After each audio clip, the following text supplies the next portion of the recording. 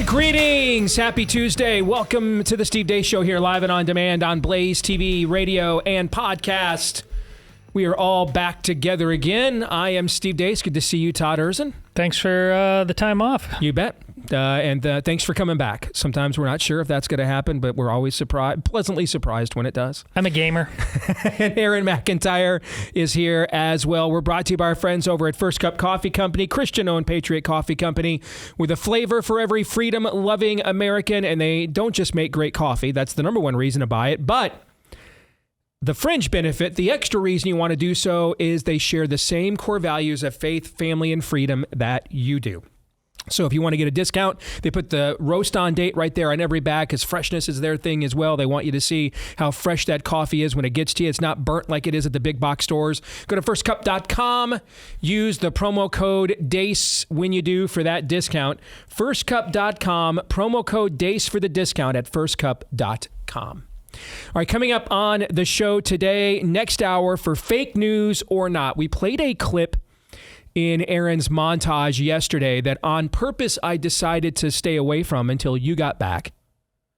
Because, Todd, this is right in your wheelhouse, all right? And it is the CEO of Axios. Have you seen this clip that was going around over the weekend? The CEO of Axios losing his mind at Elon Musk saying that we are the media now, okay? And for Fake News or Not, I want us to do a deep dive on that. Excellent. Okay. Who's correct? The CEO of Axios or Elon? Or maybe they both wrong or both right. See what I'm saying? Yeah. I want us to flesh that out and do a deep dive on it. So I have set aside an entire segment to just discuss who or what now is the media. What is it? Excellent. All right. For Pop Culture Tuesday, speaking of excellence, the new film, Bonhoeffer, Pastor, Spy, Assassin. We're going to review that film. I'll try to be as spoiler-free as I can. It will be impossible to be completely so be warned. I'm going to tell you up front, it's absolutely the best movie that Angel Studios has produced thus far. Well, Steve, what about Sound of Freedom? Remember, they didn't produce that.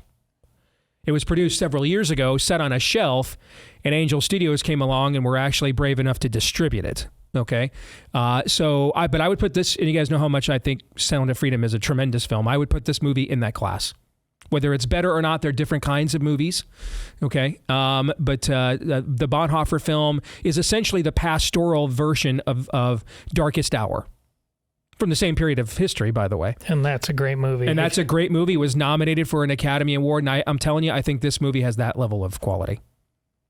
I mean, I think it's a great film. So we'll get into that coming up in the next hour of the show. At the bottom of this hour, Kevin Roberts, the head of the Heritage Foundation, is going to join us about his new book, Dawn's Early Light, Taking Back Washington to Save America. But before we get to all of that, let's first get to Aaron's rundown of what happened while we were away. What happened while we were away, brought to you by It's Just Over. Yesterday, Special Counsel Jack Smith officially moved to drop 2 federal criminal cases against Donald Trump, ending for now years-long abuse of the judicial system to target a political candidate. Last night, federal judge Tanya Chutkan obliged and dismissed the 2 cases having to do with Trump's supposed efforts to overturn the 2020 election and mishandling of classified documents. Trump also announced last night he's making it a day one priority to slap a 25% tariff on Mexico and Canada until such time as those 2 countries make an effort to stop illegal immigration and stem the tide of fentanyl into the United States. Canadian Prime Minister Justin Trudeau says he's talked with Trump. I had a good call with Donald Trump last night again. We obviously talked about laying out the facts, talking about how the intense and effective connections between our 2 countries flow back and forth. We talked about some of the challenges that we can work on together. It was a good call. Checking in on Joe Biden at the annual turkey pardon. According to experts, Peach weighs 41 pounds and loves to eat hot dish and tater tots and cross-country skis. Dreams to see, but the real dream he has is to see the Northern Lights, I'm told. Denver Mayor Mike Johnston says he's willing to go to jail to ensure illegals in his jurisdiction are able to remain a drain on local resources. Trump's new border czar, Tom Homan, has said that he is willing to arrest leaders like yourself for standing in the way of these policies that they want to enact. Would you be willing to go to jail for these things? Yeah, I'm not afraid of that. And I'm also not seeking that. I think the goal is we want to be able to negotiate with reasonable people how to solve hard problems. Reporter Czar Tom Homan, your thoughts? But look, me and the Denver mayor, we agree on one thing. He's willing to go to jail. I'm willing to put him in jail. A judge on Monday rejected a request to block a San Jose State volleyball player named Blair Fleming, a man pretending to be a woman, from playing in a conference tournament on grounds he's a dude playing against females. The ruling by U.S. Magistrate Judge S. Cato Cruz in Denver will allow Fleming, who has played all season, to compete in the Mountain West Conference Women's Championship this week in Las Vegas. The ruling comes in a lawsuit filed by 9 current players against the conference, challenging league policies allowing dudes pretending to be women to participate. The players accurately argued that letting him compete poses a safety risk and is unfair. The players this morning filed an appeal. Walmart has become the latest corporation to start its back away from DEI, this time tepidly, though. The retailer says it's ditching homosexual and so-called transsexual products marketed towards children. And the company also said it's not going to extend the Racial Equity Center it launched in 2020 as a 5-year initiative and will ditch the terms Latinx, Latinx, whatever that is, and DEI altogether in official communications. And finally, a lefty's guide to dealing with pro-Trump family members this Thanksgiving. Here's the Babylon Bee. So, you're heading home for Thanksgiving, but your family supports Trump. Not good. You're probably wondering, how can I show them I'm a good, tolerant person, and they're all terrible, intolerant people? And how can I find common ground with these rednecks who are literally Hitler? Well, you're in luck. Because I, too, am a good person who likes to share my superiority with those around me. Today, we're going to show you how to talk about Trump with your racist uncle this Thanksgiving. First, try slowly and articulately explaining to him how he is a racist, a bigot, a Nazi, and just an overall garbage person. You can even use simple visual aids if you want to. Next, you can help educate your backward, bigoted family members by handing out copies of Robin DiAngelo's White Fragility. This thoughtful holiday gift will endear them to you and open up the door for more conversation later. Now, sometimes your family might disagree with you and attempt to use far-right tactics, such as facts and logic. Counter this with a powerful haka dance. Fourth, you can easily get through to these MAGA bigots, or maggots for short, by reenacting the entirety of Hamilton. You can watch that entire hilarious video on all the Babylon Bee's social channels, and that's what happened while we were away. I have got to give props to Jarrett Lemaster at the Babylon Bee for that. So some of you, of course, I'm going to remember Jarrett from his star-making role as security guard in Nefarious. Yes, he is the security guard in Nefarious that gives James the phone, or tells James where to get the access to the phone call. Mm-hmm. And if you look on the screen, what's he looking at? That's my Stan Lee cameo in the movie. He's looking at a story about me becoming the new warden of the prison. All right, and so they insisted I do the Stan Lee cameo. I wasn't going to do it. The kids wanted me to do it. I said no at the time. I just thought, remember I told you guys this, it would be such a cliche that it would kind of be the more Steve Deace thing to make a movie once in your life and not put yourself in it would be the contrarian play, right? Without that contribution Yes. from you two, I don't think that movie holds together. Correct. I think it's crucial. I don't disagree at all. In fact, I should have paid myself much more, which, given I made basically nothing, that would be a lot more. But... Anything would have been more. Quite frankly, Jarrett probably made more money off my movie than I did, to be brutally honest with you, now that I think about it. And now, suddenly, I can't blink, and I'm bitter. Wait, it's a MRSA bump. I'll be back in a minute. Where were we? Is this show on right now? Okay. I am melting down. I am triggered. Anyway, grandma. Okay, anyway, what was I saying? Jared, of course, had his star-making role as the security guard in Nefarious. Yes, so, but that... You come back and look what happens. Everything was great yesterday.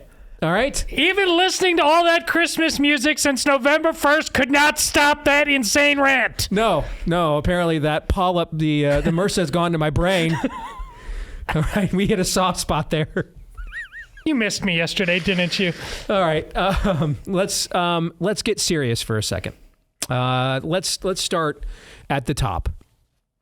The dismissal and suspension of all the lawfare that was waged against Trump all of this year. It keeps saying I thought it started last year, but it was really March 31st of last year. Yeah, that the Alvin Bragg endorsement came down, right? It was March 31st of last year. That was the first one. And that kind of kicked off, lawfare season, which is kind of assassination preseason. Okay. All right. So you start doing it. You start trying assassinations metaphorically. All right. That's assassination preseason. Okay. You start doing it metaphorically via political and judicial means. And then, of course, you get a chance to see how good your team is. And maybe you're thinking you're not going to be able to pull it off. And then we get into actual assassin season. And that was this past summer. Right. It's funny, based on how we started the show, that kind of opening would used to be the stuff of the B. Now you're doing not the B work. It's correct. Actually true. Well, that's why they had, as a company, they had to start not the B, because of the stuff that is actually true. Right. All right. So aren't they just tacitly or explicitly admitting? Yes. That now that it's clear they have lost the election, and unless they can take him out again by January 20th, as we're still in Maine, we're winding down Maine assassination season, but we're still in it. Okay. I mean, Trump has some assassination insurance known as, it's called the J.D. Vance policy. But isn't this just a tacit, if not explicit, admission that this was a political lawfare hit job all along? Yes. And it's another admission that they're just now going to go home, lick their wounds, keep the rest of their powder dry, and a promise to do it again. I mean, it's not... Did you see, along with all of everything you just said, did you see an apology for our misguidedness along the way? No, you're absolutely right, but that none of it means it's not going to happen again. Aaron, isn't this just his admission it was a hit job all along? Mm-hmm. Yeah. I wanted to say it's a final end to the lawfare, but they've learned no lessons. It's not nothing is final here at all until they are taught a lesson. You can learn passively a lesson as long as you admit it out loud, or you can be taught a lesson. Okay, you picture, let's say, Derrick Henry. Okay, you can learn a lesson in practice that you need to hit low and wrap up. Mm-hmm. If you go out in the game and you try to wrap him up high and you run over, you are taught a lesson. On national TV, yes. Yeah, you get posterized, right. So that, you guys, Aaron read my mind, not knowing what I was going to do next, because the follow-up question, assuming you guys were going to say yes, to me, the follow-up question then becomes, what's the recourse here? Well, that's part and parcel of my part two. They're going to do it again. And if the level of recourse is memes and talking points like it almost always is, then we're screwed. I mean, this is your... Steve, you've given the thief on the cross analogy many times. Was he forgiven right then and there? Right. Yes. Did he still die on that cross? Yep. Did he still face the penalty for his actions? Did the king of the universe say, this isn't fair? No. Time out from crucifying me to let this guy down. Is that what he did? No. In fact, the reason he's going to join him in paradise is he admits what? Well, you and I, he says to the other criminal at the cross, you and I are getting what we deserve. But this guy has done nothing. He's admitting his guilt. Yeah. Okay, he's repenting. Yes. We need to make penalties great again. And that's why I'm sure you're going to go there. But that's why that scene with Tom Homan in response to that mayor, if this mayor tries what he does, he absolutely needs to go to jail. He's breaking the law. And the best part about this is the middleman and all that. Don't you love the fact that Tom Homan is saying that next to Governor Greg Abbott in Texas, the guy who refuses to do things like that? That's the choice you have. Greg Abbott or Tom Homan? I'm glad dude, I am so glad you made that juxtaposition and I missed it. Do you remember when Greg Abbott issued that emergency at the border? This is my point. And then did nothing. This is my point. Did absolutely nothing. Issued an emergency proclamation at the border and then did nothing. And you applauded it. You went out of your way to say, nice job. Yep. And then 2 months later, we came in here one day like, did they do anything with that? Right. And that's why, you know what? Yeah, I'm going there. Just for a second. Say it. All right. Next week, for fake news or not, I'm going to go issue by issue, even the social issues. And I'm going to make the case the Republican Party is more to the right than it was when I started doing this job full-time in politics. Now, to be fair, almost 19 years ago. That's not too hard to get. Oh, I see. I don't think that it is. But looking at my mentions, I mean, apparently I'm a grifter, and that's crazy talk, and it's just definitely not true. But that juxtaposition between Greg Abbott and Tom Homan is the embodiment of what I'm talking about. It is. All right. Greg Abbott comes from a GOP where they wrote the platform you wanted. They gave you the platitudes you wanted to have. Right? He issues the emergency declaration. That's your platform that reads like the Nicene Creed as a political artifact. That if Augustine and Calvin and George Washington had a philosophical menage a trois, yes, then here's your beloved. Here's the platform by which you may now imbue your self-righteousness. You're invited to C-SPAC to read it to everybody, and everybody goes, Hercules, Hercules, yes. Yay! Take these pamphlets and pass them around. Show everybody just how morally superior we are. Okay? Meanwhile, they're back in the rules. See, I started out in politics trying to get our people in Iowa to take over the platform committee, and we did. And we wrote a great platform. Then I did an interview once with our state party chairman who admitted he'd never read what? The platform. The that platform. was great. Yeah. That was great radio. Right to my face. Just, well, we don't ever read that. Just told me that right to my face, live on the air. Stunned I wasn't on the show. This was before my time, but listening to it live, I remember. I was stunned. You were just gobsmacked, like, what? Yes. And then I realized, while all the ideologues like us are sitting over there just, we're like that GIF with that black guy in the yellow suit doing one of these that came out a lot during the Springfield cat stuff. We're like sitting like this, licking our lips at that platform meeting. The guys actually in the making decisions are over at the rules committee deciding who gets to run where, what the districts look like, where the money goes, right? That's where real power is. LBJ famously said, power is where power goes, right? So Greg Abbott's out there giving you your platform, all right? And have at it. Yeah, here's your emergency proclamation, state of Texas. You guys take it to all your water coolers and all your break rooms, and you own those libs, man. And you own them. You doubled down on that ownership. You own. Meanwhile, we'll be over here cutting side deals, not doing a damn thing, making sure everybody gets their cheap labor and everybody's berries gets picked and lawns apparently they can't mow themselves get mowed. The other guy is Tom Homan, who represents the Trump era. And the Trump era may not look the way that necessarily that I might have drawn it up myself most days, right? It might prioritize things that I believe in, but maybe wouldn't prioritize. And it may at times say it's for things that I'm more for and then de-emphasize actually doing anything on them. But it will actually do things on the stuff that on something. It will actually do something at some point, right? Mm-hmm. It will do something. Right? And so there you're back to one of my all-time favorite quotes from D.L. Moody. I like my way of doing something better than your way of not doing anything, right? So Greg Abbott's made how many appearances on cable news over the years? With glorious proclamations. And he's so dignified, of course. In which state again, just to remind everyone? From the great you can't mess with state of Texas. That one. Conservative Valhalla, indeed. That one. Yes. And so year after year, emergency proclamations are made. Press releases are crafted and talking points distributed, and everybody feels great. Oh, look how self-righteous we are. Look how morally superior we are. And nothing changes. It just gets worse. Tom Homan comes out and he's like, all right, we're going to arrest this dude. All right, that guy's getting capped. Okay. I mean... I searched Tom Homan's search history once, and by golly, I saw him once issue a Happy Arbor Day to the artist formerly known as Bruce Jenner. Sell out! Grifter! Where are my talking points, sir? Where are my talking points, sir? Where is my platform, sir? Where is my self-righteousness, sir? How dare you, sir? How dare you?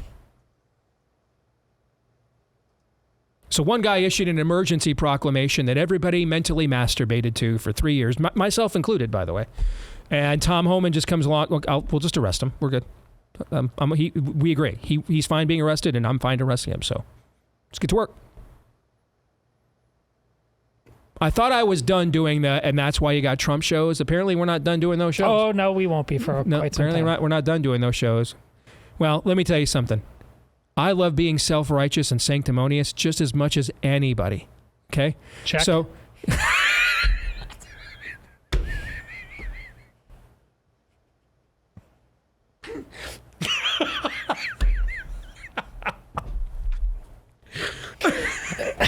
It's a brand. Oh my gosh, that was very well played. And I like my version of sanctimony and self-righteousness more than yours. So guess what we're gonna do? Told you so, sanctimony. Told you so. All right, we're gonna do that sanctimony instead. All right. That's why I came back. I'm counting on it. All right, where were we again? The point being, you are not what you claim. You are what you do. There it is. That's what you are. You know, faith without works is dead. That dusty Bible on your shelf, it's not going to open itself. You know a tree by its fruit. Yes. Yes, you do. Stupid is as stupid does. Faith is as faith does. Yes, very, very well said. Yes. So... I must confess, I don't know what Tom Homan's spiritual beliefs are. I mean, that's obviously eternally important. Mm-hmm. I also don't have a clue what Tom Homan thinks about which tax policy would be best. I'm not entirely sure what Tom Homan thinks about the abortion issue, which obviously is life is a preeminent issue. And one of the and that's why I'm for deporting a bunch of people that don't belong here, because I'm pro-life. And nations are entitled to have borders. In fact, God even commands it, in fact. You're describing the road that Abe Lincoln had to take to U.S. Grant. He talked to a lot of high-minded thinkers. Yes. Okay, you're in charge. Well, we're losing. You're in charge. Well, we're losing. Then he gets to that guy finally, and U.S. Grant wasn't any saint, former alcoholic, but you know what? He fights. And there's a debate about the former.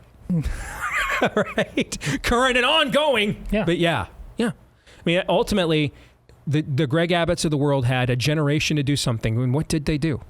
What did the ones that gave us the talking points and the platforms and the moral superiority that were not like the other side? What did they do? This is I listened yesterday on the drive home. You made many good points. That one was layered through yesterday. And if you don't understand what Steve just said, it was there yesterday, you understand nothing about this. Stop pretending like the past was some conservative Valhalla. Steve's entire career and the success therein and people coming to him was based on the fact that he told you honestly, it never was. Even when Steve was convinced parts of it that he eventually later learned couldn't be rehabbed, it was always old and busted. He was trying to change that his whole career. Dead baby body parts. Yeah. David Daleiden, Center for Medical Progress. And the Senate GOP, can't do anything. Sucks to suck. That was the party before Trump. Mm-hmm. That's before Aaron. In the room, you, me, and Rebecca. We thought that was a turning point then. Mm-hmm. That was before trans madness. Mm-hmm. It was before COVID. We thought, we sincerely thought, yes, the country, well, first of all, just the right. Yeah. Sitting and seeing with their own eyes how cold and callous the baby killing industry would finally motivate it to start doing the kinds of things and the kind of policies that would actually challenge Roe versus Wade after 30 years of not doing so. We were confident in it, in fact. Like we didn't even what we'll do on our show is, you guys, if you listen to it or watch it, sometimes we'll just, look through the other side of the lens just to make sure we're not, smelling our own flatulence here, right? And saying it's rose water, okay? Or it's Santa's workshop, right? Okay, so we didn't even do that. We just thought this was just such an automatic Zapruder film level of forensic evidence that everything the pro-lifers have been saying for decades is true, and we can't fund these guys anymore or anything of this. We thought this was just automatic. There was no political ground for rhinos to lie to us anymore. We thought for sure that was going to happen, right? Is that what happened? Nope. That's not even close. No. We didn't even mull it what for happened? a second.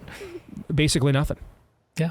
I mean, It would be closer to say, other than the legal persecution of David Daleiden, who was kind of your Donald Trump proto lawfare victim, now that we mention it, what they tried to do to him, right?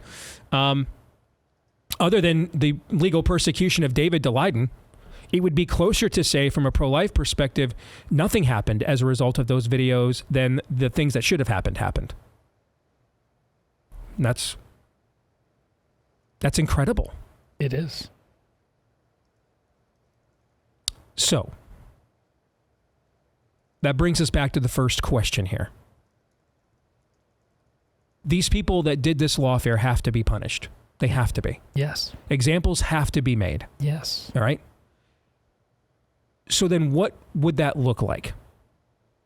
I have an idea I want to throw at you guys.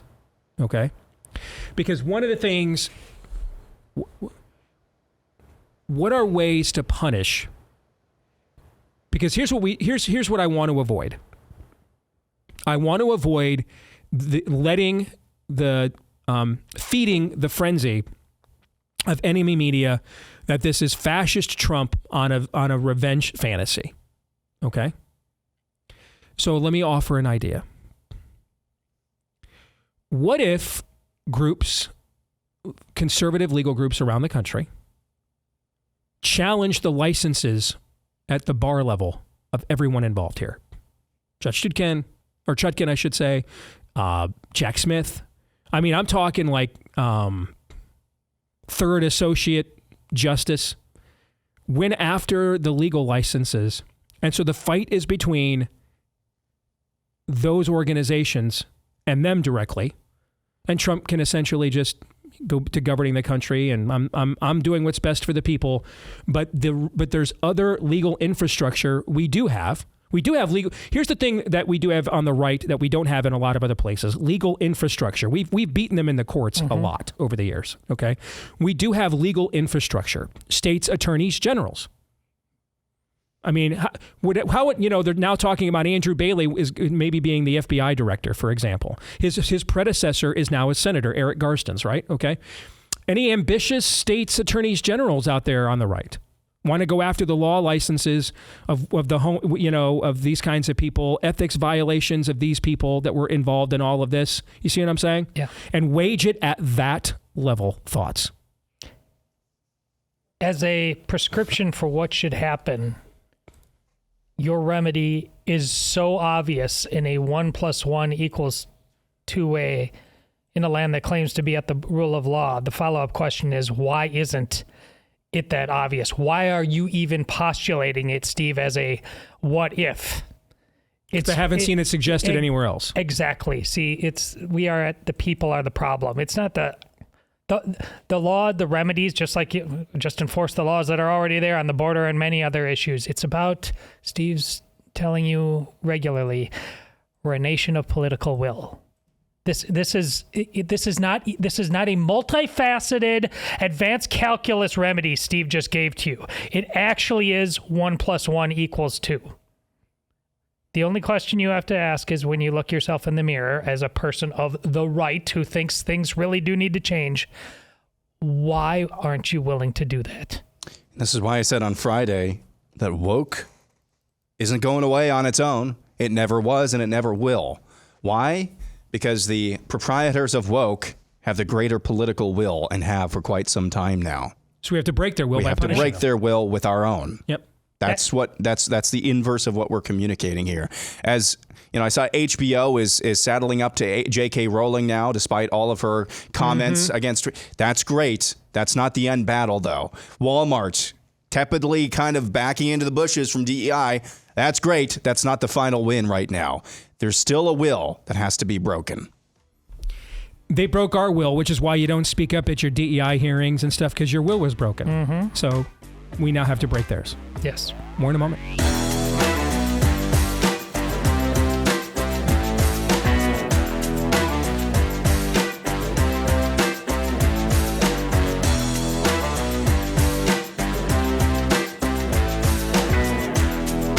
Name of the book with a foreword from the Vice President-elect J.D. Vance, Senator from Ohio. Dawn's Early Light.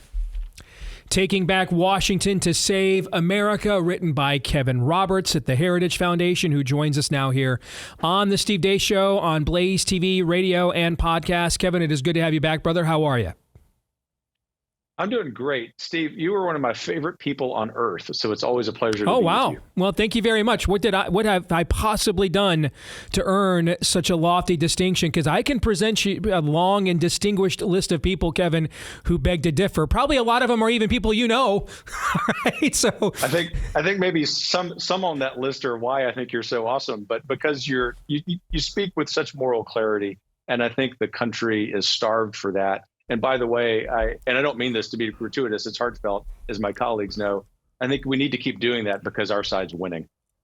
Amen. Thank you very much. I do think we're winning. For the first time in many, many years, I feel like I am on offense with my belief system, that I am not just stopping stopping new bad stuff, but there might be actually a plan by which to roll back and confront all the bad, at least some of all the bad stuff that they already did, right? So let's start there, because that's kind of been when we've won and done anything with it, Kevin, as you know, for decades, is when they present new craziness to us, we stop it.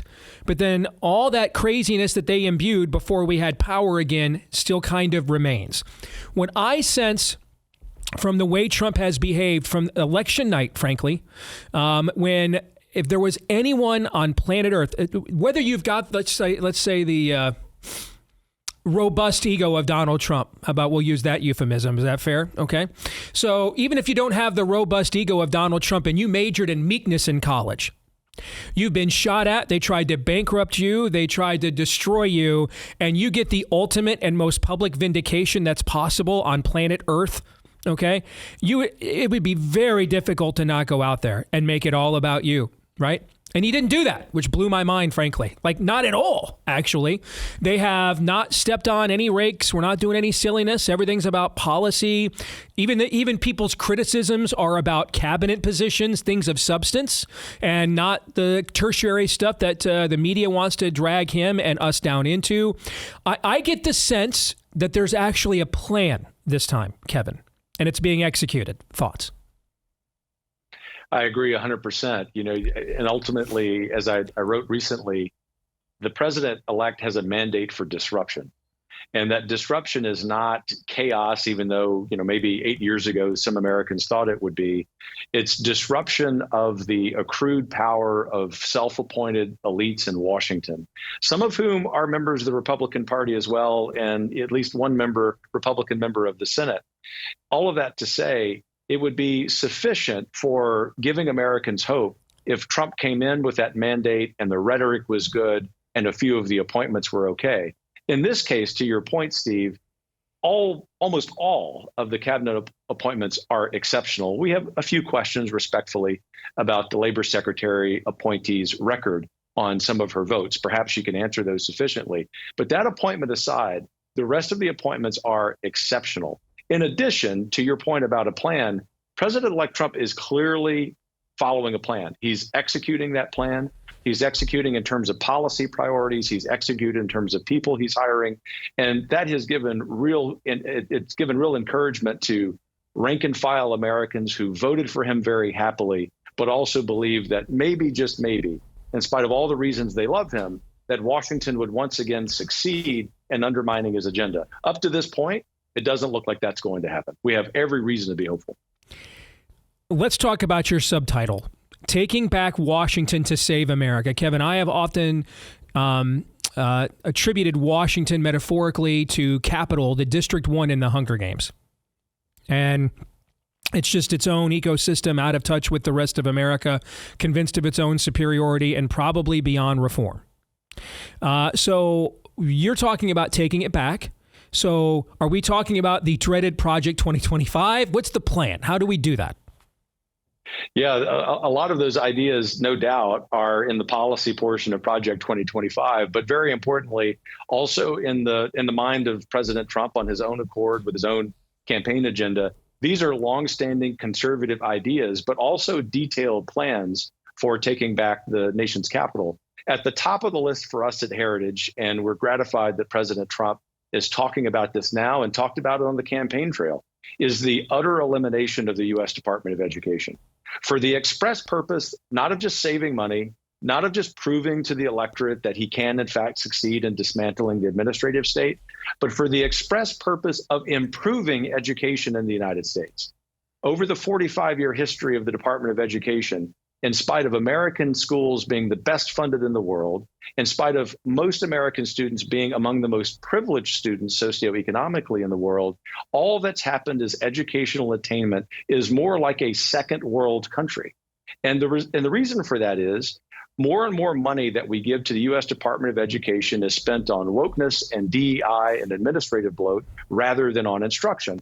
All of that to say, President Trump is clearly focused on identifying one or two or three agencies early in his term that he will use as examples of how you take on the establishment in Washington. To your point earlier, Steve, last time in 2017, President Trump's rhetoric was great. His efforts were well-intentioned, but there wasn't this detailed plan. This time around, both from Trump's inner circle, from the conservative movement represented by Project 2025, and also from my colleagues at Heritage, there's a real plan for taking back those institutions and returning more power back to the states and to the people. So you mentioned SecEd. This is the one cabinet appointment that I do have some inside knowledge of, because a very good friend of mine was one of the finalists for that position, the superintendent of schools in Oklahoma, Ryan Walters. A mutual friend. And I was hesitant to bring that up because I frankly wasn't sure a kinship with me was going to help him get the job or not. All right. So I kept a lot of this quiet while the vetting process and selection process was going on. And now that the selection for the position with Linda McMahon has been made, some things I can say. I can say that Ryan and President-elect Trump had multiple phone calls during the vetting process where Trump had him game theory out for him, walk me through the process of how we do this, walk me through a process of legal challenges. How do we get around that? A federal judge slaps a universal injunction, the phrase we all heard during Trump's first term, right, on this, and the Supreme Court won't act. What do we do? And so he was looking for action steps. He was looking for how to actually go about walking through the process of doing that, even if it came down that judicial interference made it that you could not just completely shut all the lights off and, chloroform the building, then you just effectively end it by block granting all of the funding to the state. So the department technically exists. It's a letterhead, but there's no personnel there. There's nothing happening there. It's just a funnel for money to go from the feds to the states. I know that the president communicated to him that he enjoyed being the president who could deliver on moving the embassy to Jerusalem and overturning Roe when Republicans promised to do that for decades. And likewise, he wanted to be the one that delivered on the elimination of this department when Republicans have been promising to do it since Reagan. I mean, Carter, I believe, created the department. Reagan won right after him, and every Republican since says we're going to get rid of it and never did. So I can attest to the fact that there were very specific conversations had in Ryan Walters' vetting process for that job that indicated that Trump, on a personal level, was very invested in accomplishing this. Yeah, that doesn't surprise me at all based on what I know about the process. Ryan is a mutual friend doing a great job as superintendent of education in Oklahoma. The fact that the radical left hates him so much and tries to block everything he does tells you that he's over the target. Mm-hmm. Let me comment, though, on the now larger point of predicting what will happen with the Department of Education. First of all, I think Linda McMahon is an excellent appointee. If you think about Linda's business experience, her ability to translate not just Trump's intuition, but given her friendship with President-elect Trump, his desires for that particular department, I think those are instrumental attributes for Linda.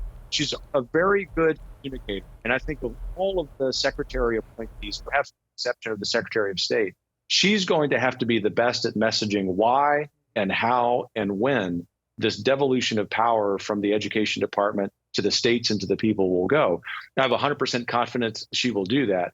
The really key thing, however, about Ms. McMahon is that as a CEO, much like President-elect Trump himself, is going to be able to delegate authority. She's going to delegate responsibility, hopefully to a group of very key people. We're watching very keenly who those appointees are, the deputy secretary and undersecretary. We have great optimism that they will be great men and women who aren't just subject matter experts and can give the American people comfort that they have great competence and expertise, but they actually are driven by that motivation, evidenced of your story about President Trump's conversations with Ryan Walters, that this is finally going to happen. I take President Trump at his word comfortably, that he says promises made will be promises kept. The conservative movement has been promised far too long that we're going to eliminate the education department, only to see the secretary and sometimes the presidents be co-opted by the blob that is the education bureaucracy. This time, we actually have the people on our side, we have the plans in place, and we have the president, the secretary designate, who I think are ready to go. Kevin, what is something that people are poo-pooing? Oh, they can say they're going to do that. They're not going to be able to do that. That you actually think they're going to be able to do. And then what is something that people are taking for granted they're going to be able to do that you think is maybe going to be a harder pull than people are on our side are anticipating? I think that on the first question, people are underestimating the authority of whomever would be the director of office and management and budget. And they're definitely underestimating the expertise and the intellectual rigor and virtue of Russ Vought, whom the president appointed again to that position. And Russ has not only great legal and ethical plans of how you can reduce spending across the government, but it's actually telling that the radical left and some of the more moderate members of Congress are saying that, in fact, we're not really going to be able to restrain spending and overreach of government. Russ is also anticipating that very appropriately and collaboratively, to the extent that that's possible in Washington, he's going to have great success there. The opposite point, which is what's going to be harder than we think, civil service reform. I mean, it's very encouraging to hear Vivek Ramaswamy and Elon Musk, and God bless them, say we're going to be able to cut $2 trillion and we're going to be able to eliminate half of the jobs in the federal government. I say that too, and Heritage is party to that. We want to be very helpful there. I just realize we've got to be sober about how difficult that is because of the lawfare that's going to come about it. Mm-hmm. Ultimately, I think we're going to prevail. It's just that the president has to be able to sustain the popular will in doing so. Once again, I will say this, just to sum up here, Steve. The one attribute that all of these cabinet appointees have is their ability to message the why and the how. Once they transition fully into being in their jobs full time, they should not stop doing that. That's often the death knell of this kind of reform for conservatives, because the bureaucracy tries to co-opt them. They have to continue to message directly to the American people so that the American people can put political pressure on members of the House and Senate who might get a little wobbly on the reform. Kevin, last thing, I've got about a minute here, and you describe what you're talking about here is a second American revolution that returns the power back to the people. I remember working on Newt Gingrich's presidential campaign back in the day. And I remember Newt telling me during that campaign that his greatest fear was if we ever got power, like with the contract with America at a presidential level, and return power back to the people, they would not be in a position where they understood what to do with it or how to govern themselves, because the federal Leviathan had just taken on so much ground at that point. How would you respond to that? And that conversation was 12 years ago. I agree with that diagnosis, and I was a small donor to his campaign in large part because I agree so much. I think where we are now is we're in a decade that is the last opportunity to prevent that diagnosis from being a reality. I think one of the reasons that I'm more optimistic now than, say, I was 5 or 10 years ago is the advent of alternative media. And again, once again, not being gratuitous, shows like yours. Conservatives actually are ascendant in media because we realize the regime media and the uniparty, as I talk about in the book, undermine our self-governance, but we're actually, in the 2020s at least, have the opportunity to exercise that. And as you said, peacefully and in terms of taking back institutions, enjoy the refounding of this country. The name of the book, Dawn's Early Light, Taking Back Washington to Save America. It is out now. If you want to get a detailed blueprint of what you are watching take place right now with the transition to a second Trump term, from Kevin Roberts at the Heritage Foundation. Thank you for the kind words, Kevin. Good to see you, brother. Appreciate it. Thank you. Thanks, man. God bless you. Yep, same to you. Happy Thanksgiving as well. All right, Todd and Aaron, what you guys think? Well, that last part of the conversation rings true to me. You know how important it is to me. The vote was won. As I said, what's the verdict on the trial of American people? Parole. But what if the people aren't really interested in being citizens again? If the answer to that is they aren't, we're having a nice little honeymoon right now, but all will be for naught. A republic, if you can keep it. Amen. I said this before the election, even. Donald Trump is a legend. If he wins this election, he's a legend, and that's true, a living legend.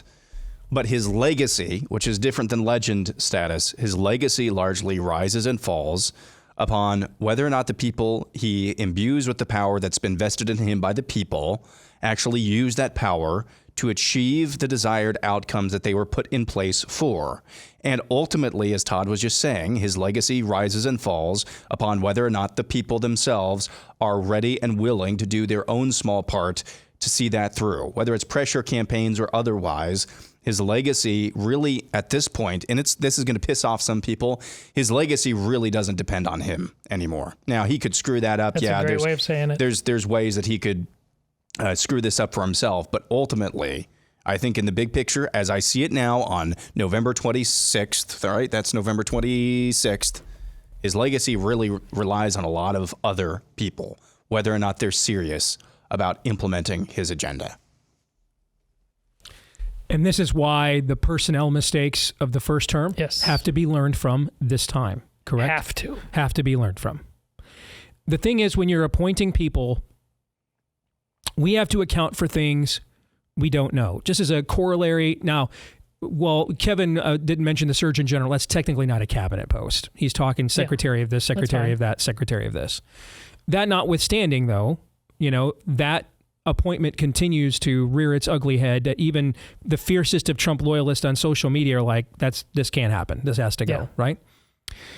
The thing we have to remember sometimes, and on the surface, I don't disagree with that, but we don't know the vetting processes. Like, we don't know if someone was brought up and then something was found that it wouldn't work. We don't know. And then sometimes, Mighty Casey just strikes out. Mm-hmm. And that could be very well what's going on here with that particular pick, for example. Hour 2 is next.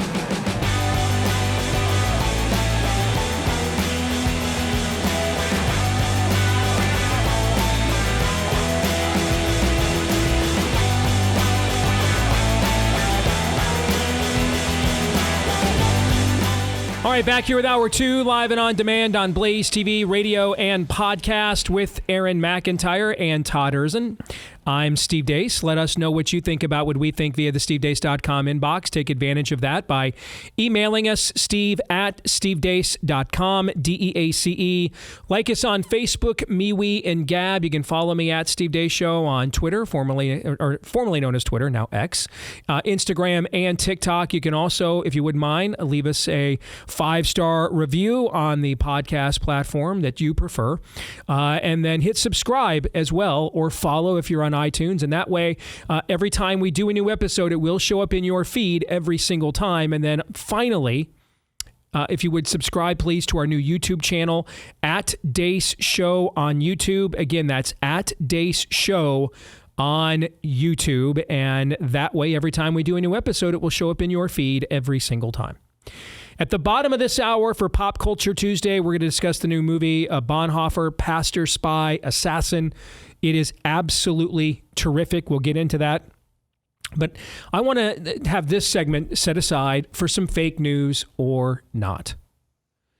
And much of this conversation is going to be around this clip. We played it during Aaron's montage yesterday in response to Elon Musk, CEO and owner of Twitter, proclaiming over and over again every chance he gets on his platform, the largest aggregator of political and news content in the world, claiming over and over again, now you, the people, you are the media, The CEO of Axios, I should say, that was a Freudian slip there, was it not?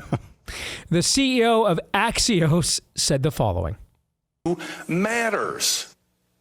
Everything we do is under fire. Elon Musk sits on Twitter every day, or X today, saying like, we are the media, you are the media. My message to Elon Musk is bullshit. You're not the media. You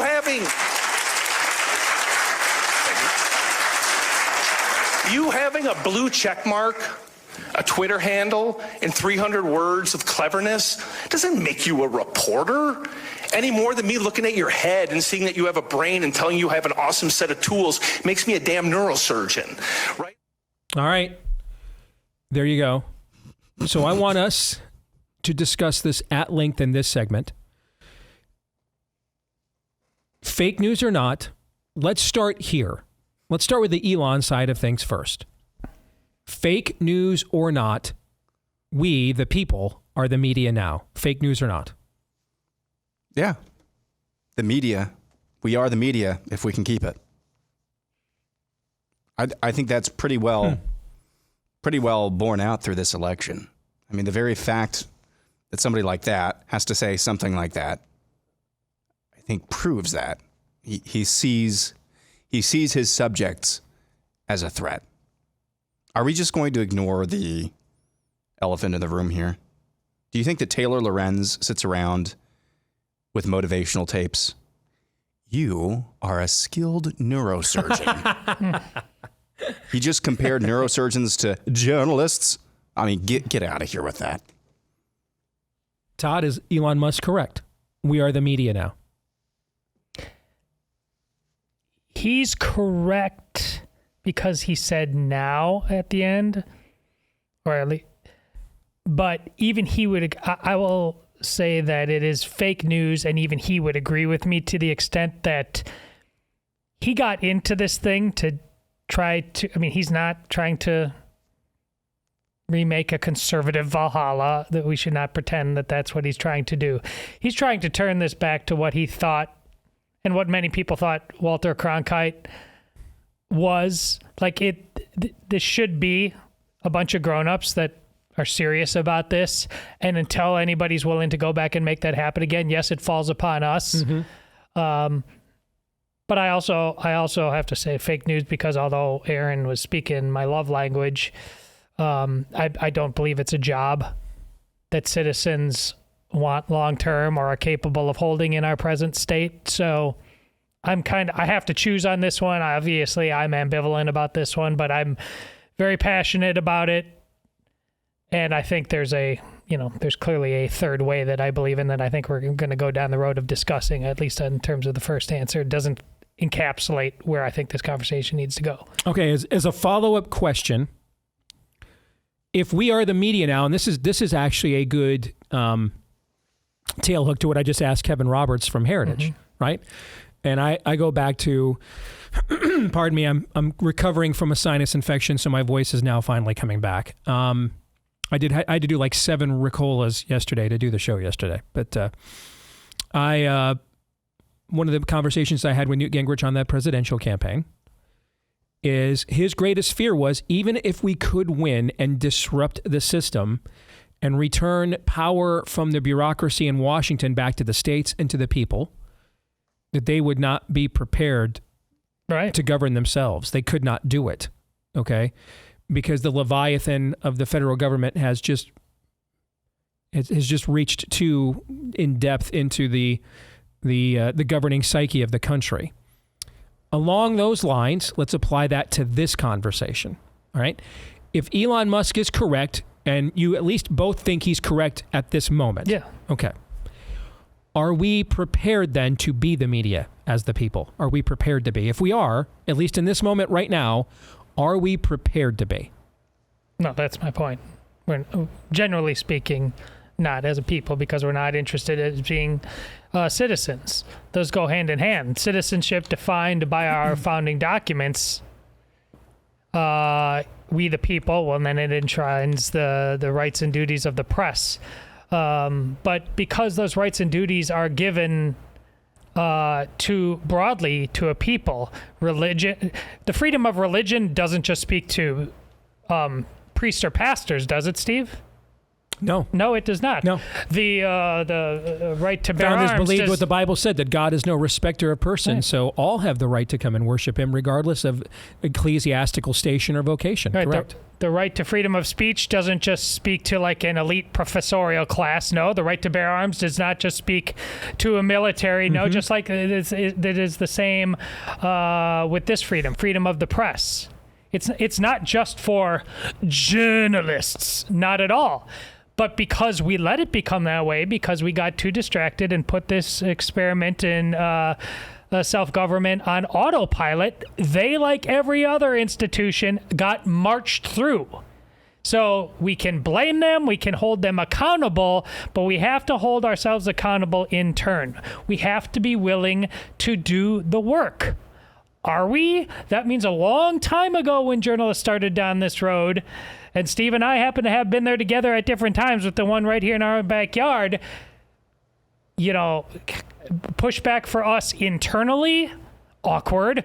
Most people just kept buying the thing. Well, I just like the sports page, yeah, even though it's turning into a rat hole. People could have given that thing a clear economic lesson long before the Soroses have got in the world and started gaming that theory. We didn't want to. A lot of it is nostalgia. We're older people, like newspapers and not going online, whatever. And I'm that way now. I have a hard time like reading on a Kindle or on my iPad. I'm just used to the feel of a book, right? We got it. Either you're going to take it back or you're not. To that end, one of the quiet things that destroyed the newspaper industry, that finally destroyed it as we know it. The two paradigmal obstructions were just the advent of new technology, and then its obstinate bias. Yes. Okay, but you know what the final thing was that was really the killer to a lot of the newspaper industry? It's when the coupon and the real estate folks realized they didn't have to spend the printing cost anymore to print these inserts. Yeah, and their enlistments, especially in full color, that's not inexpensive, right? Mm-hmm. And then pay. So there's the printing cost of these ads in mass quantity to begin with, and then there's the payment for the placement to the newspaper itself. We can just do this all digitally now and just email text this stuff to people. And when they realized they could do that, that was the final nail in the coffin, because now there's literally, other than I just like to be lied to with ink stains on my fingers, there was literally no reason at all to buy a newspaper anymore. None. Yeah, like you talked yesterday to the audience about, listen, whether you like it or not, you have to accept reality as it is on some level. Journalism, for the technological reasons, was going to change, and it was going to be challenging. So and that meant it was going to get expanding, was going to be very, very difficult. Therefore, you had to do the job better than ever. Mm-hmm. And that's where they just decided to do it worse than ever. So, Aaron, same question to you. If we are the media in this moment, as you both agree with Elon, with the caveat in this moment, are we prepared to be as the people? Yes. And if you don't buy that whole cloth, and I'm not trying to be Pollyanna here, if you don't buy that whole cloth, we are a hell of a lot more prepared to be the media than we were 10 years ago. I don't know how you can be, I don't know how you could disagree with that. Every single day, and I wish this were not the case, but every single day I hear about some teacher having some sex scandal with their students. Why? Why do we know about that? People in their own neck of the woods are exposing it somehow, some way. Mm-hmm. Every day I see something coming across my feed about some school district trying to impose madness on school children. Is that all sufficient? Even the amount that we see now, is that sufficient to truly be the media in this day and age? You could argue probably not, but it's a hell of a lot more sufficient than we were 10 years ago. Again, I want to go back to what Mr. VandeHei said there, the CEO of Axios. He's saying a lot of words there, but what he's actually communicating is some strangled and muffled yells. I'm still relevant. Please don't forget about me. Okay, I'm just analyzing this. I give you the positive case from the point of view of the people, but I'll give the case from the point of the enemy media. which is they certainly feel as if they have been sidelined. They certainly feel as if they're going down the tubes. They certainly feel like they have been marginalized, if you take his words at their word, or at his word, I should say. So, again, is what we see now sufficient? No. Is there a heck of a lot of BS now with a heck of a lot more voices that you have to sift through? Yes. Yeah. Was there BS that you had to sift through? Well, it was 100%, 200 proof, unadulterated BS coming from the enemy legacy media before. And sometimes you weren't permitted to sift through it. At least now you are. Yes. Yeah. This is where the technology that inevitably was going to hurt traditional media in terms of it, as a business model. It to your point, Aaron, it absolutely works in our favor. Now anybody can just expose. They can put it out there and make it go viral even by accident. And you can't just hide things anymore. Right. That part is true, but there is something beyond that about the amount of time and energy that it takes to weigh and sift through the truth. Here's the thing about being good reporters. Steve, you've and I've seen it with our own eyes. We worked with smart people we respect, but you don't need to be an expert in any one thing, at least like being a teacher. And we have a lot of contempt for how teachers are created as well. But you at least have to be like a subject expert on at least a minimalist level. To be a good journalist, you just have to be really dogged and as unbiased as is humanly possible. That has to be what you strive for. You don't have to be, you kind of have to go in there and you have to be a expert on as close to you can be as expert in a very short amount of time. You got deadlines. Go research this topic, learn about this topic, and just be as honest and open as possible to let people do that. Now, again, that sounds something that can comply to everybody online as well who doesn't do their living as a journalist. Are people good at what I just said right now? They can expose, they can put something out there, but can they get to deeper truths, civilization-sustaining truths? I think, Steve, you know from your own newsfeed and the level of bias, and they won't take yes for an answer on objectivity. You know the answer to that. We're all bad at this. So yes, is it right now in the near term, is it good? But people are having all kinds of problems. They live in their silo. You think the Des Moines Register or whatever is biased? Your silo is online. You could go learn about everything you want to. Do you? No, you have it parked in a silo pretty well. That's why we've got a long way to go on what it means. If we believe in true accountability, true journalism, true fourth estate, this is a near-term solution we have, and not a long-term one. True fourth estate is a generation or two away. To that end, again, you guys have no idea what I'm going to ask you next, but you keep setting up my follow-up question, so let's go there next. True or false, in a culture whose social compact is broken, such as ours, okay? And again, the social compact defined as the ties that bind us together as a people, and we may disagree about matters aside from those ties or how much at times to bind them or loosen them, but we never let go of the ropes themselves. When you let go, or one side lets go of the ropes, the social compact, therefore, is broken. And I believe that is where we are as a culture. So in a culture where the social compact is broken, Walter Cronkite-esque figures are simply not possible any longer. The idea that any objective, in air quotes, form or platform for truth that both sides would agree is neutral. I don't know if you guys saw the Scott Jennings clip that's going viral, where he's talking about citing data that Twitter is the most objective platform in the media, and they start yelling at him. He's, "What's your source?" It was CNN's exit polling data. It was our own networks. Okay, that's who we are. I want to believe the worst about the people who don't agree with me, and we're guilty of this on both sides. Let's just be honest about it. All right, I want to. It's not just I get to. I desire. I seek it out because I know or believe you're trying to end me, and I want to keep validating how those suspicions and feelings. So I want the worst information of those who disagree with me. If that's where we are, and I believe we are, then neutral, objective sources of information are simply not possible. And the best that we can do, therefore, is what Musk is suggesting, which is completely open platforms. If you slander somebody, if you libel them, then you're defame them. You're up to those legal consequences, right? But beyond that, completely open platforms, and then you can have what he calls them community notes. But the masses are then there, can tap into what you're saying and fact check it and question it and challenge it and scrutinize it, and then the reader gets to and the consumer gets to decide, do they agree with the challenge or with the premise?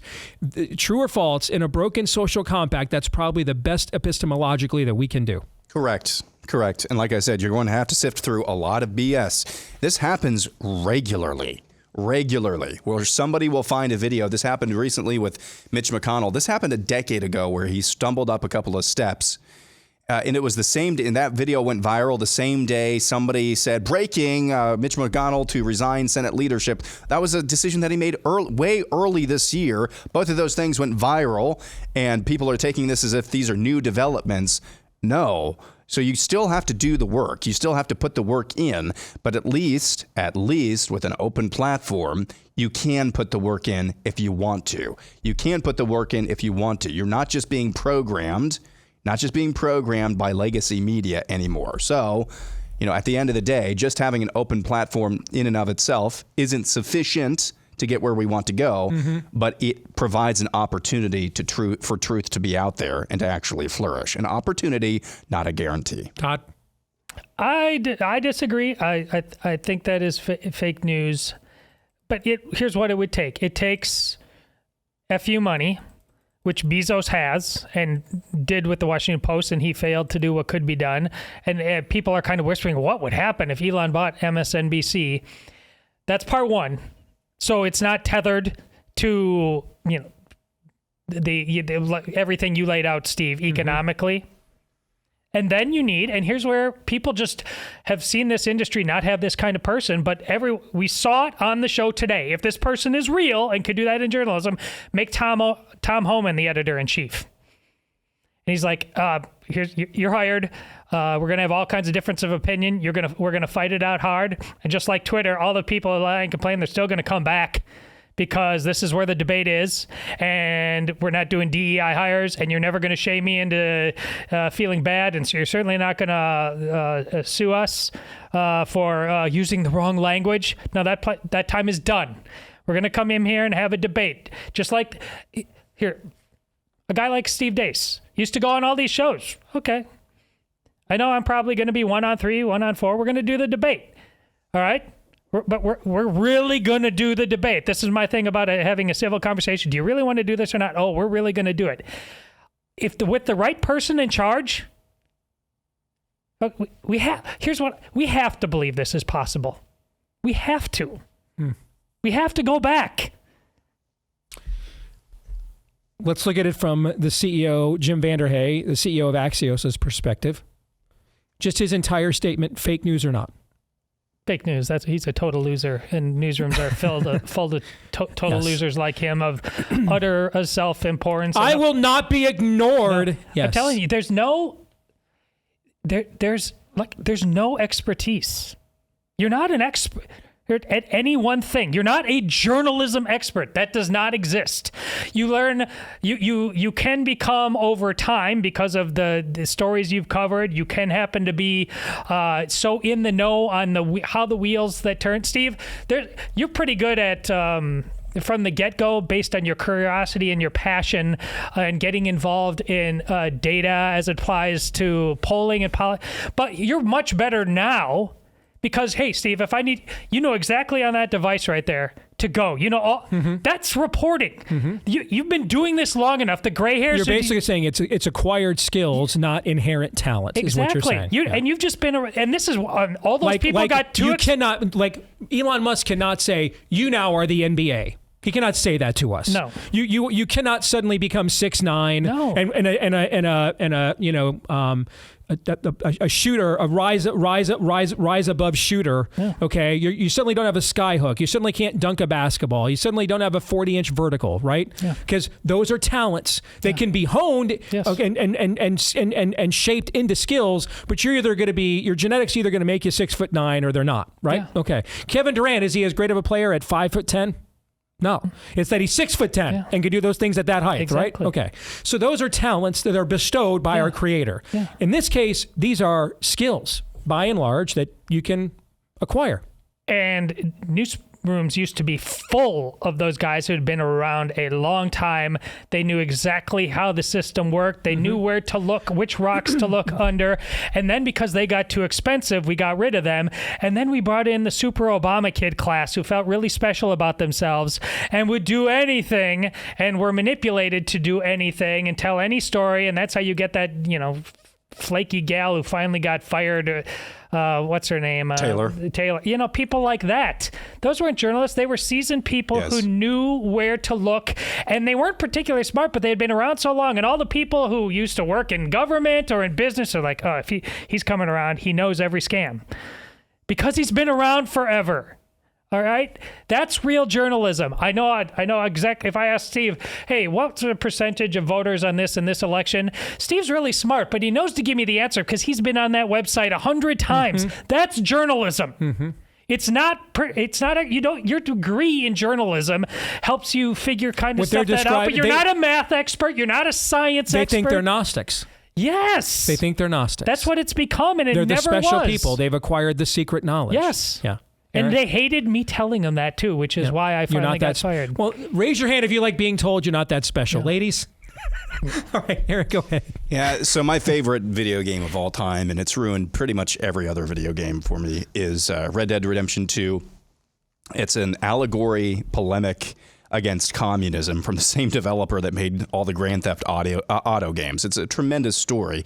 My least favorite thing in that game, though, is a side quest. It's not pertinent to the overall story arc at all. And it's not exactly the mission itself, but the line of shoehorned dialogue at the end. You come across it's an open world game. You come across the fictionalized South in Reconstruction. You're in this area of fictionalized United States. You come across this guy who's hard up on his luck. He's a drunk. He says, I got foreclosed upon. Can you go to my house, pick up some of my effects? I've got a journal and a gun that I'd like to get back. So you go, you find the journal, you find the gun, and reading through the journal, you find out that this guy who asked you to go get these things for him was a slaver. And he would go and find slaves who had run away, and he'd put a price on their heads. And he was foreclosed upon because we were in Reconstruction and there was no work for him anymore. And so you go and find this guy, you don't give him back his effects, he's camping out, and you throw his effects into the fire, and you say something to the character says something to the effect of, we just need to let parts of the past burn and die. And, that's okay. That's a good thing. The shoehorned line of dialogue was the guy that you're doing this, the foreclosed upon dude, the ex-slaver says, I still exist. It was just a shoehorned line. That's what I heard from Jim whatever his name is, VandeHei there. I still exist. That's basically what you're saying. You are no longer in vogue. You come from a very corrupted slavery. I'm not making necessarily moral equivalency. Slavery has always been morally reprehensible, but you made this industry into something that was morally reprehensible. And you're still crying and saying, I still exist. I'm relevant. Please look at me. You're not anymore. You're just not. Wow. So you're absolutely the epitome, the essence, the distilled essence of fake news. But he believes every word he was saying. 100%. Yeah, it's creedal. Oh, yeah. You bet it is. Yes. All right. So we got about 4 minutes here. Pardon me again. You mentioned a third way. You got the floor. What's the third way here? Well, it fundamentally has to do with citizenship.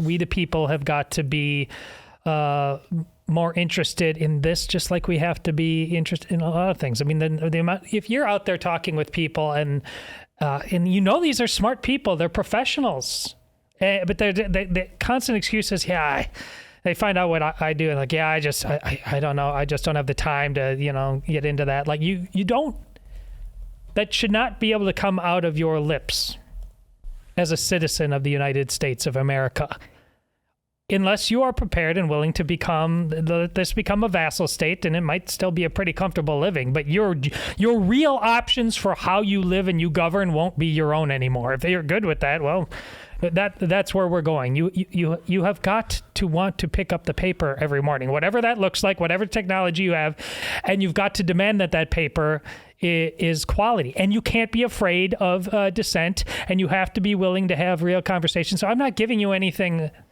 new. I just don't think I'm giving you a version of Steve. It's not morning in America yet. Far from it. We have to go back to what we had by doing the things that gave it to us in the first place. Now, I know you know this, but the history of our species demonstrates we don't want to do those things. Yes, you made that point really well yesterday when you kept talking about that's how most of us are in the context of what you said. You're absolutely right. That study I showed you, I've been talking about for like months now. Most people, men, women, Democrats, Republicans, Christians, non-Christians, they want to be sheep. Yes. I mean, we're 248 years old, and this is the longest concurrent experiment in self-governance in human history. Yeah, and we're ruining it. And we are in the process of doing so, correct, because Loki was correct. We were made to be ruled. And history hath shown mankind is inclined to suffer evil while evils are sufferable. Right out of the Declaration of Independence. There you go. Yeah. I'm not optimistic, but it's still necessary. Which is why we always say, we have said on our show for years, revival or bust. That the conditions in the culture have to be present for the anomaly that you just described. And this country and its founding, by the way, anomalies. What conditions existed within the culture, within the zeitgeist? Well, they had great awakenings. They had revivals. And so that's what this Constitution is meant only for a moral and religious people means. It was the sweeping of awakening and a revival that created a moral and religious people. And even then, a scant minority of them at first were willing to rebel against the King of England, right? But that's not the default setting for us as a species. What's way more common is you do want to live that way, and it's the other people wearing your uniform that won't let you, and you have to flee from them before you even confront who you actually thought was your enemy in the world. Who did I just describe? The Pilgrims, the Puritans. I mean, they were out to win the final round of the Reformation. They found out they had to beat they had to beat the Church of England first. They had to flee their fellow Protestants first. That is more typical of human history, is that, than what, Todd, you are describing. You're correct. Yeah. And that's why it's called American exceptionalism. It's not because we're superior or better as a people. We're not. But what this country was founded on is exceptional compared to what almost every other nation of the earth has ever been founded on before or since. More in a moment.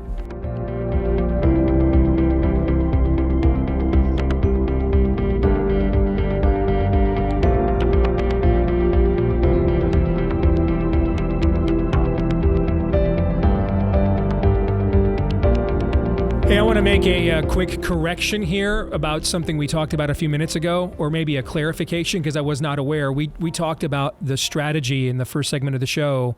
How could we give recourse to those who constructed clear, blatant lawfare for no other purpose other than political persecution of their likely political opponent, right? We talked about that. And what could be done in a way that it wouldn't distract the Trump administration from governing, because people are ultimately going to decide what they think of Trump as a president and his likely successor in 28, J.D. Vance, on the basis of how they perform on policy, not on the basis of how well they avenge the tyrannies of their opponents, right? That's what most people care about. But we all agree that in terms of the health of the republic, This kind of stuff has to be punished. Otherwise, we'll just continue to see it and worse moving forward, right? So we talked about lawfaring them at a different means. One of the places where we do actually have somewhat of a conservative movement is on the legal side. We do have very accomplished groups from Alliance Defending Freedom to First Liberty to Matt Staver at Liberty Institute, okay? We would have them. We got how many Republican attorneys generals? We could go after law licenses and things and ethics violations. And I thought I'd not heard this discussed anywhere else. Want to make sure we make this clarification from Mickey. Apparently, this was discussed on a recent episode of Tucker Carlson's. So I wanted to make sure we made a note of that. Okay. Yeah. So, and not surprisingly, that Tucker came up with a similar idea, and even before we did, but I wanted to make sure we made a note of that. Okay. I want to talk about, for Pop Culture Tuesday, I'm guessing you guys have not seen this movie yet, correct? No, I have not. Okay. You guys need to see the film. And in fact, all of you guys need to see the movie. It's called Bonhoeffer. Pastor, spy, assassin. And I'm looking up the IMDb page because I want to make sure I get the actor who plays Bonhoeffer's name correct. Bonhoeffer movie, IMDb. I don't know why that didn't come up. There it is. Okay. The actor who plays Bonhoeffer himself, Jonas Dassler, I think is his name, is insanely good. I mean, he is insanely good. I think that was a Oscar-level performance. I think the movie, from a craftsmanship standpoint, is a Best Picture caliber film. I think it's that good. And was it this year or last year that Angel produced Cabrini? Was that earlier this year? Yeah, it was within the last calendar year. Yeah. So it was 24. Okay. The years 23 and 24, guys, are just like a doubleheader baseball game to me. I'm having a hard time remembering what happened in 23. You know why? Because so many of the events bled over to this year from that year, and I can't remember when did the first indictments happen. Was this a 23 movie, 24 movie? Okay. Yeah, it was 2024. Okay, so it did come out earlier this year, and I think I said at the time that in terms of the quality of the craftsmanship of Cabrini, it was the best film that Angel had produced. Yeah, My problem was with the story in and of itself. And I wasn't a huge fan of the, nothing against the woman. I'm sure she was a great inspirational figure. Just the story in the film essentially made it look like almost every man was bad unless she convinced them to be otherwise. And I'm at my, a buddy of mine texted me, "Have you played Star Wars Outlaws yet?" I said, "Nope." He said, "Why?" I said, "I am girl powered out. I'm out of girl power, man. I'm just out of it." Okay. I went from doing, how many times did we discuss the Wonder Woman movie on this show in 2017? Quite a few. Like almost weekly, it was applied in some context during that year. I've gone from that to, at this point, if there's a female protagonist, I'm just an automatic no. I'm just tired of the girl power, girl boss, men are dumb. I'm just, and I thought they way overplayed that in the Cabrini movie. But you could see from how stylishly that film was made that Angel Studios was prepared to kind of go to the next level in terms of the quality and the craftsmanship of the movies they were making, just as a metric. This film has that. But now it has the story to go with it. It is very well done. It's very powerful. It kind of borrows from Oppenheimer in a way, in that one of the things that Christopher Nolan did with Oppenheimer is it's a biography that is told in an anthology style, meaning that you bounce back and forth through different periods of time in Oppenheimer's life. And then, like in a typical anthology movie, all the various threads at the end lead to where they come together, right? Okay. This film kind of borrows from that.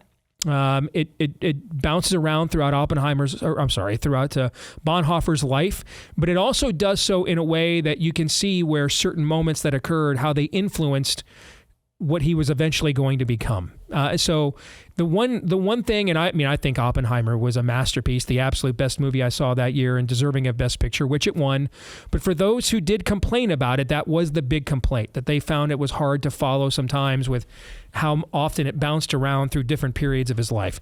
This film is not as liberal in terms of how that storytelling plot device is applied, but it is inherent to the plot, you should know. But I found it very easy to follow. I thought it was very powerful, very inspirational, without going for it either. Like they didn't, the final scene, I mean, if you know his history, I'm not spoiling anything. It's obvious how his story ends. He dies in a concentration camp under orders directly from Hitler within days of Hitler taking his own life. I mean, so he was within days of walking out of there alive, basically. And the final scene of his execution there is powerful without going for it to be, right? They didn't like dial up the music and everything. I mean, at this point now, you are so invested in the life of this man and this story that seeing it come to its end, I think in a way, the fact that they didn't really go for it with the bells and whistles to tug at your heartstrings, I think makes it almost more raw and makes you feel like you're standing there watching this go down. There's a line in the film, man, that has just stuck with me, and it reminds me of when we did our film, Nefarious, how many of you I heard from later about, well, the cheeseburger. I still get people that talk about the cheeseburger. But the line in the film, right, is, as I've told you before, 75% of Nefarious is a provocation of unbelievers to consider there is more happening in this world than they are permitting themselves to see. That's 75% of the movie. And the other 20%, or maybe it's 70-30, but that's kind of the ratio. And then the other 25-30% of the film is provoking the church to say, now act like you claim that you see that what's really going on. Now you need to act like it, right? Okay. And it's and one of the great provocations in our film is when James says to Nefarious, I didn't know this was a fight. How does Nefarious respond? That's why you fail. That's why you're losing. Yeah, right? That's why you lose. Sorry, I got my Yoda and my James 6. Great classics. Easy to do. Great classics of Western literature. Yes. And how many of you were like, oh. And that cut deep when that was said, right? Mm-hmm. There's a similar line in this film that I was like, whew. And it is when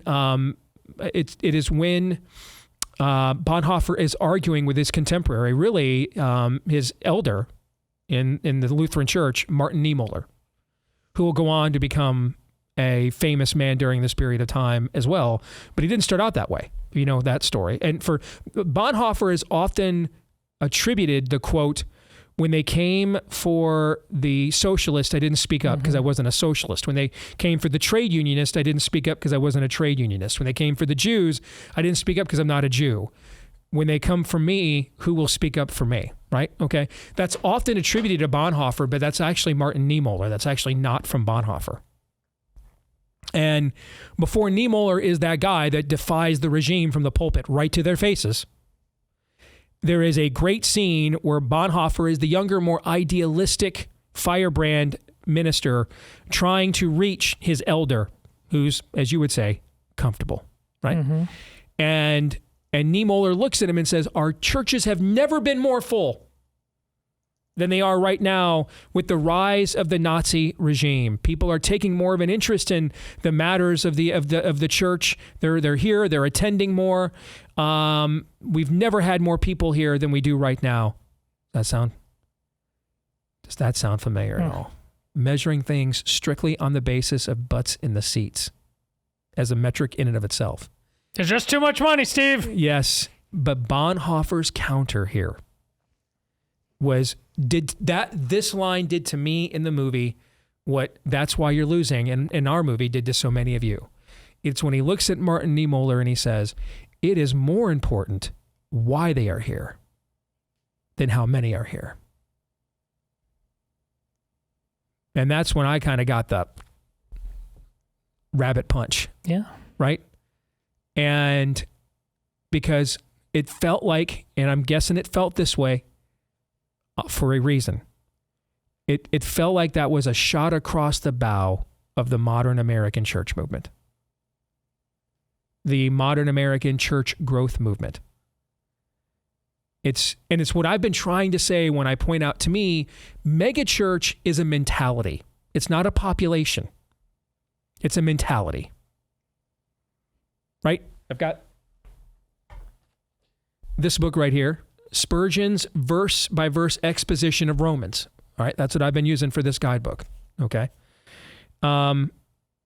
Spurgeon taught and preached at what are still some of the largest churches to ever exist within the London city limits. Aaron, you're using Dr. R.C. Sproul, correct? Yep. Started his own university, seminary. So that they just did that in a basement. 15 people showed up, right, over a campfire? Not quite. No, not quite. It's a sprawling campus, as a matter of fact. So it's not about how many people show up, but it's about why they're there. What attracted them there? Are they there to get their bellies rubbed? Are they there to have the cultural prevailing winds of the moment that would be very comfortable and rewarding to bask yourself into and embrace? Are they there to have those biases confirmed and be told, you're the good people, you're the right people?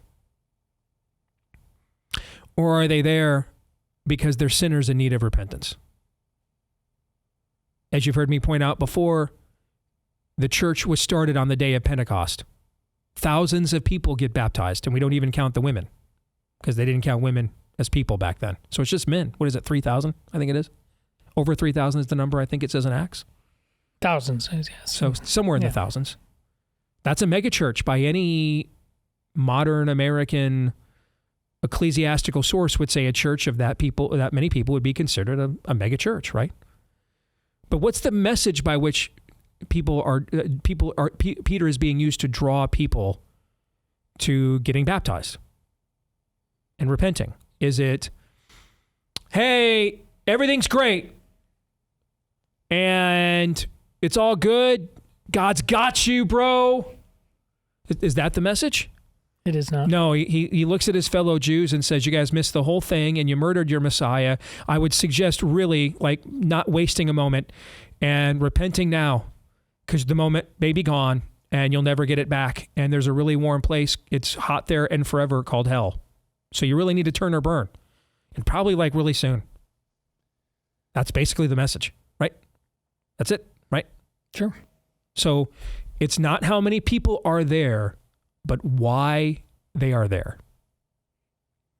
And that line rabbit punched me, because I thought it said better what I have tried to say for years on this show than I've been capable of in one pithy, punchy statement. Overall, the film is expertly acted across the board. There is not a weak performance anywhere. Even the supporting actors are all excellent. It looks beautiful without being beautiful, meaning that it looks like a high-end film, but we are depicting a dark period of history, right? So we don't have a lot of sunny landscapes and colorful, gardenias.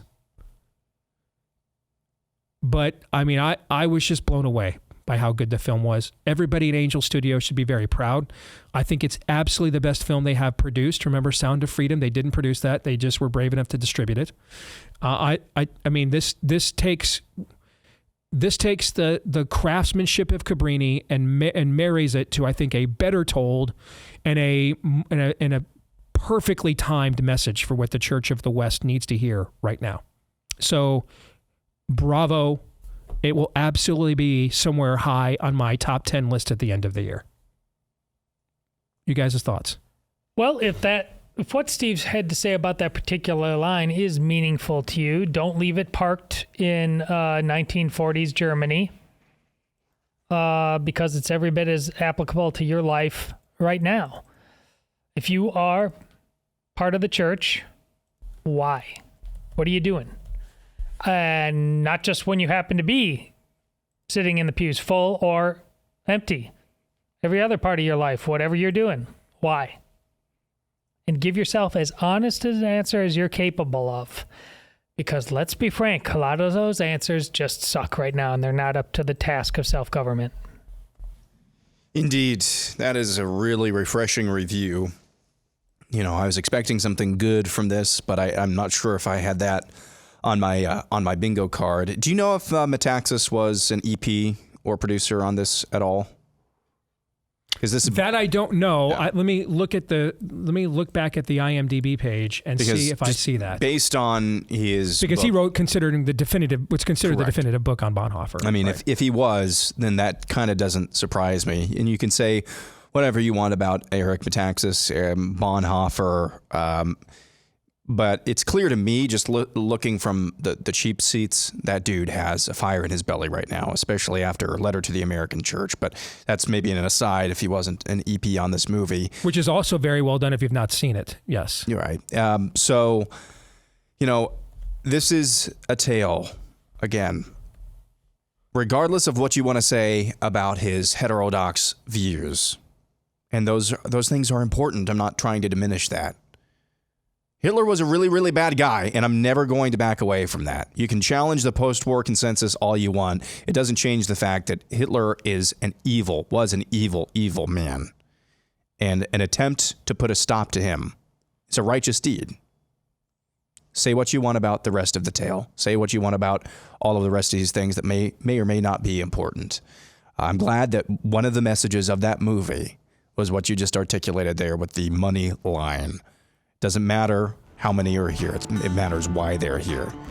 That's a shot across the bow of the American church. No doubt. And I did not see Eric on the IMDb page. Doesn't mean he's not. I just didn't see him on the page. All right, we're going to stick around and do overtime for Blaze TV subscribers. For the rest of you, we'll see you tomorrow, noon to 2 Eastern, after Glenn Beck here on Blaze TV. Until then, Romans 8:28.